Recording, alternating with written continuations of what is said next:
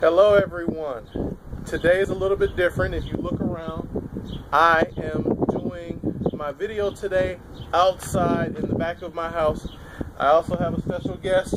This is my dog Charlie, who wanted to do the show with me today. Okay, today the video is more on a serious note. I really want to go over the violence in the city of Milwaukee, and I want to go through the steps on how to decrease a lot of what's going on in the city. And I'm not trying to make any jokes. I'm not trying to be funny or anything along those lines when we go over these things. First off, what I think we need to do, because since the beginning of the year till right now, Milwaukee has already had 40 homicides. Last night, a 4-year-old girl got killed playing in her living room. So what I suggest, the first thing that I think we should do as a community, we need to go ahead and fire Mayor Tom Barrett. His leadership is deplorable, and the things that have been going on in the city over the past 13 years, Milwaukee is slowly becoming Detroit. Second, I think it's asinine to constantly say that we need to have tougher gun laws when in places like Chicago, where they have some of the toughest gun laws, they have some of the worst gun tragedies. So those are my first 2 points. And a side note, we haven't even reached 70 degrees yet in the city of Milwaukee, and we've already had about 5 times the homicides already.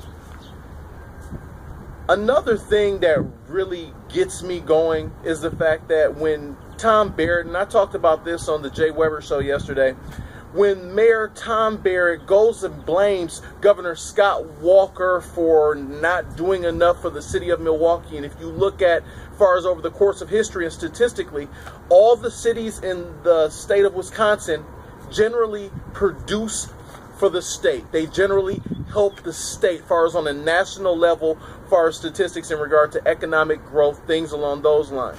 Milwaukee is one of the most segregated cities in America, and in addition to that, it's one of the most entitled cities in America, meaning we have so many entitlement programs, which those are programs that are pushed and spewed by the left, is why we're a drain on the city of Milwaukee. Excuse me, the state of Wisconsin. And he really drove me nuts when in his address he said Black Lives Matter. When you say Black Lives Matter, you're insinuating that other lives don't. And in addition to saying Black Lives Matter, just using a cool phrase nowadays, he said Black Lives Matter and the city is safe. The city is safer than ever. How can you, with any amount of common sense, say the city of Milwaukee is safer than ever when we have 5 times the amount of homicides by firearms than we did just 12 months prior to that? We have to, and this is a message to Mayor Tom Barrett, and it's amazing that some people actually voted for this guy for governor. You know what I should do? I should run for mayor myself and bring back some common sense principles, because we need somebody with some intelligence back in the chair that's running the city, that's leading. I don't understand how just one group matters more than another group.